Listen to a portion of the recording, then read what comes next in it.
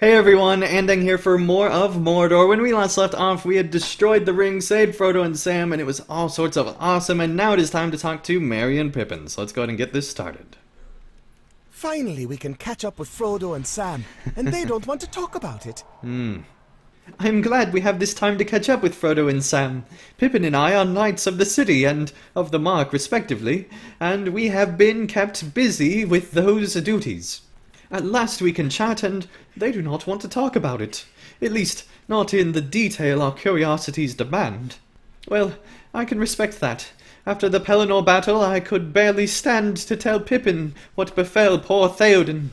In time, perhaps it will become easier for them to talk about the journey. It was like that with Éowyn. By the time I left Minas Tirith to come here, she had emerged from the silent sorrows and had taken to speaking with the steward, Faramir, in the gardens. It seems to me that time and distance helps many shadows lessen. I wonder why Éowyn has not yet arrived.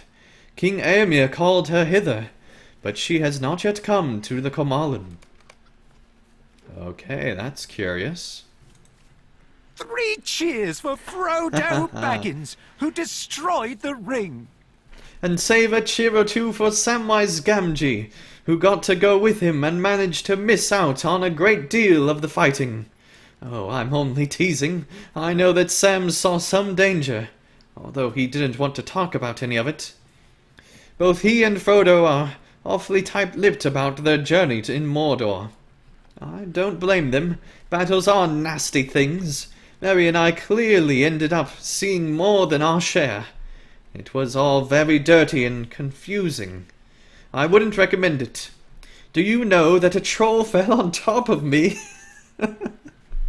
Yeah, I know. I think I had a title about you dabbing, buddy.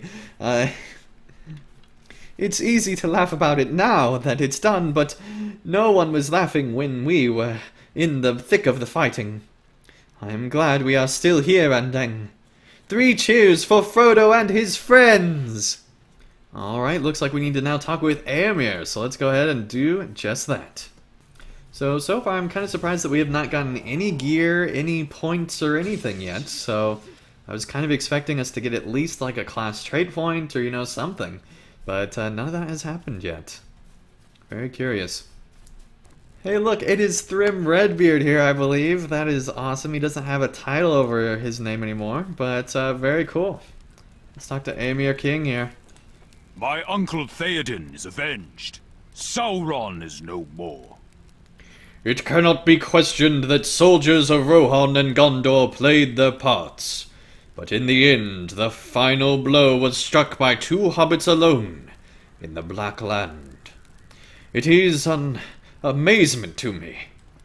I have heard that the Nazgûl came to fiery ends, speeding back into Mordor at the Master's call, when he learned of his true peril.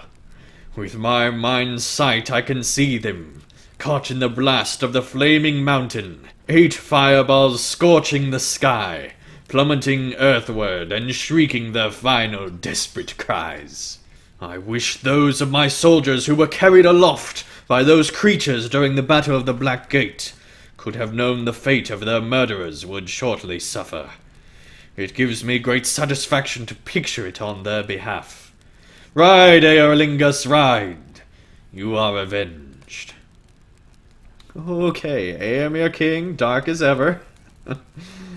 Oh man, nice that he's got his whole king tent there. That is super cool. Going up in the world, buddy. Alright. So sad though how it happened. Alright. To the Battle of the Black Gate after the battle. Oh dang, that sounds awesome. We're gonna be doing that soon. Let's see who else is here. Prince Imrahil. Alright, talking to all the royalty here today. The fall of Sauron worked a great madness in his servants. And many of them despaired once he was gone. Did some spell hold them ensorcelled while he yet lived, and death broke his hold upon them? I cannot say, but I did witness that many of the orcs cast themselves into the pits, or fell upon their weapons once he was gone.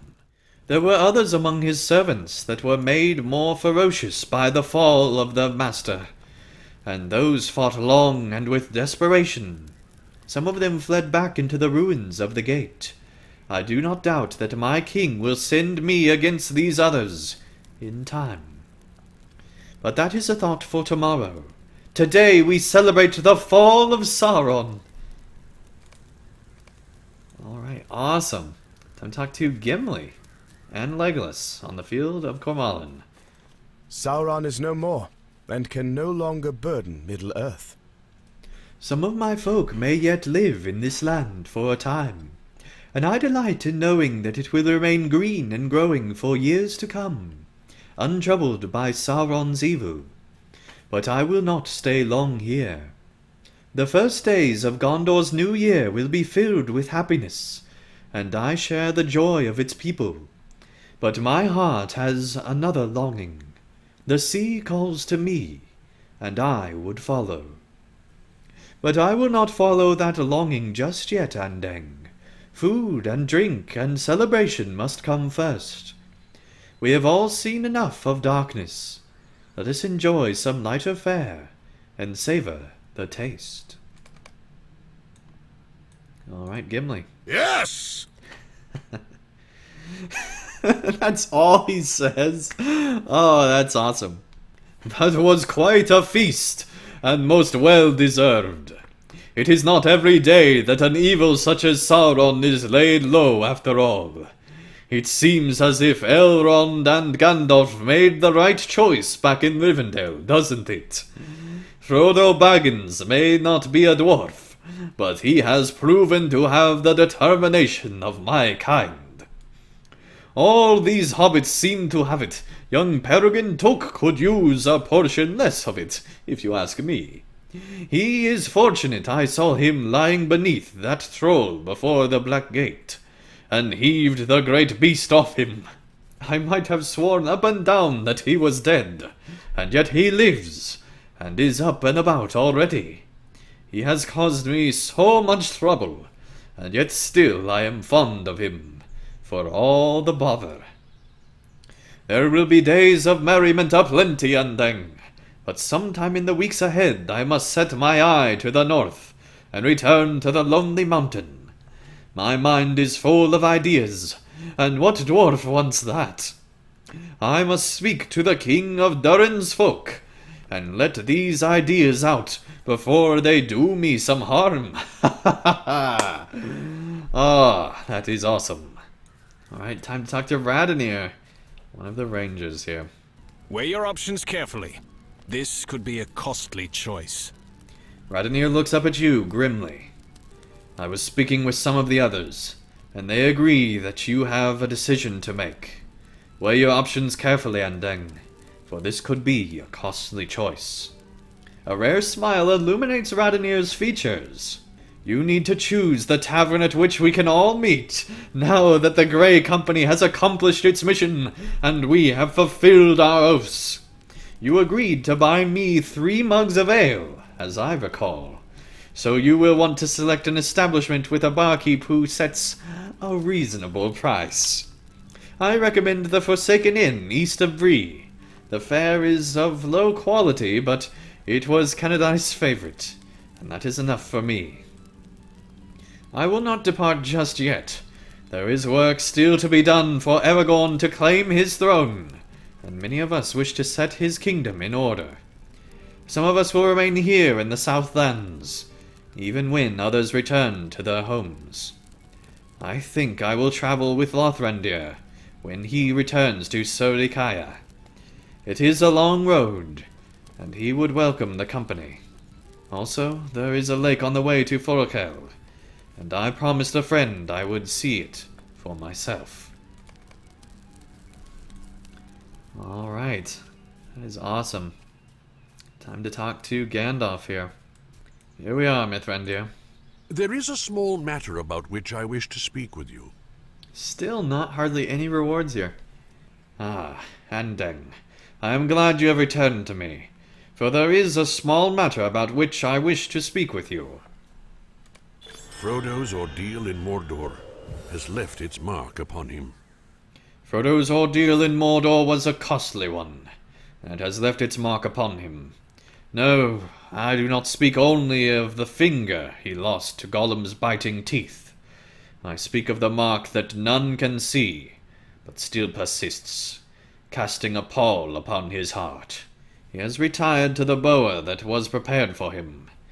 I will see that Samwise has a task to undertake that will free Frodo from his watchful gaze, and perhaps he will learn what still troubles our victorious ring-bearer. Okay, Chapter 4, Frodo Baggins and the Ring of Power. I have a feeling this is going to be the session play. Here we go. Frodo smiles weakly as you approach. My mind is still caught in a whirlwind of confusion. Hello again, Andang. Gandalf came by and had a task for Sam. The two of them have gone off somewhere. If you're looking to speak with them, they are not here right now. My mind is still caught in a whirlwind of confusion. I cannot believe that the quest is over.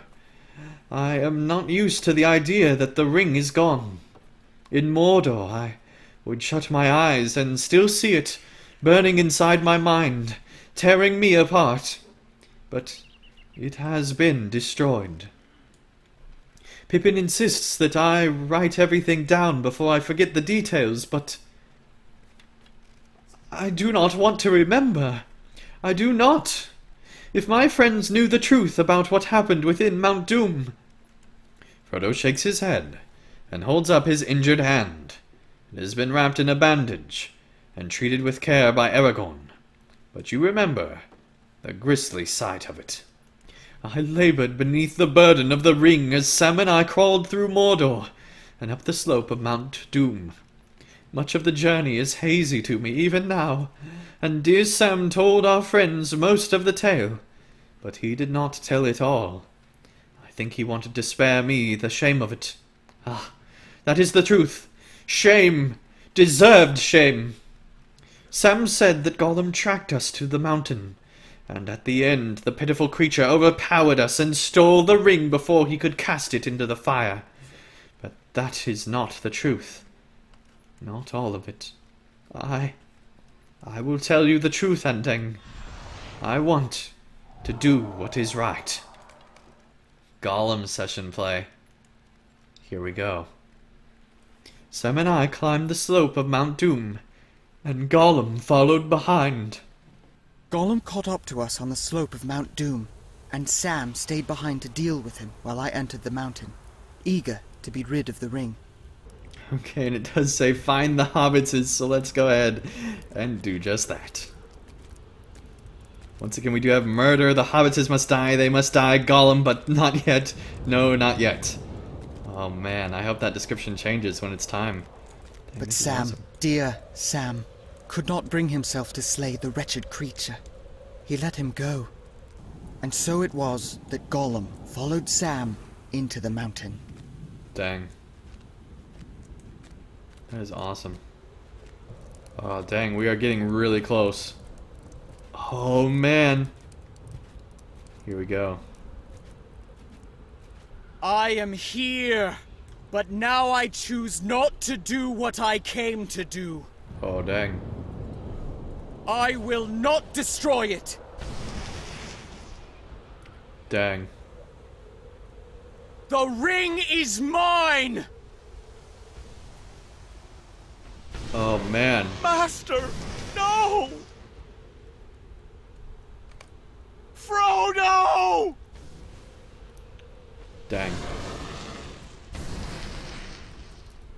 Kill the fat hobbit? What?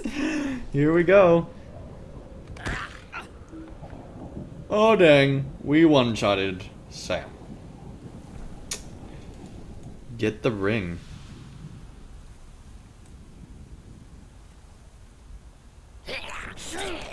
Oh, that's awesome. No! Let go! Oh man. Oh.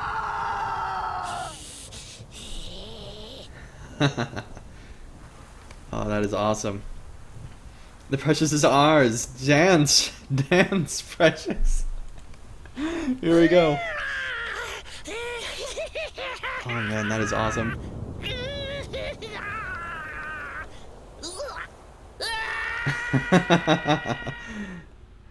Oh, that is awesome.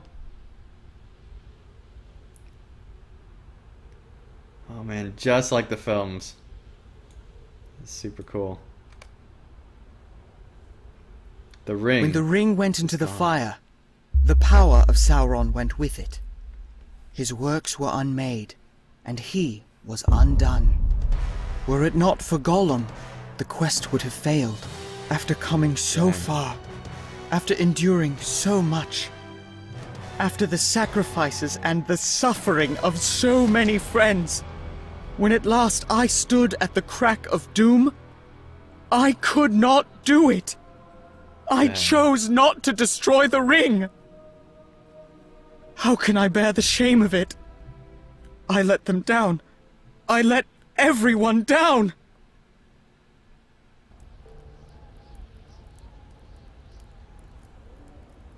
That's awesome. That was really good. That was really good. You know the truth now, Andang. So many good people suffered. So many good people died, so that I could get to the mountain. And at the end, I could not bring myself to do what everyone depended upon me to do. How can I live with the shame of it? You tell Frodo that what little you learned of the ring during your adventure has taught you that it was an artifact of great power and great evil, and that it could work its temptation upon even those of good hearts and strong will. Maybe you are right, Andang. Your words do not erase my shame, but even though the ring is gone, I can still remember how I felt in that moment, standing above the fire. I did not wish to destroy it. I would rather have died than allow it to be taken from me. I cannot imagine how Smeagol survived for so long after the ring came to Bilbo. Or perhaps I can. It was the desire for it that drove him, and that feeling is familiar to me, and is painful. Pippin worries that I will forget the details of my journey if I do not write them down. But the details are etched upon my memory. I cannot believe that I would forget how I felt in that moment. But perhaps I should write it all down. Perhaps I should write it all, and it will serve as a reminder and as a warning. A reminder that good purpose can go ill, but that evil purpose might still serve good. And a warning not to judge either too readily. There's the class trait point. Thank you for easing my mind and my heart, Andang.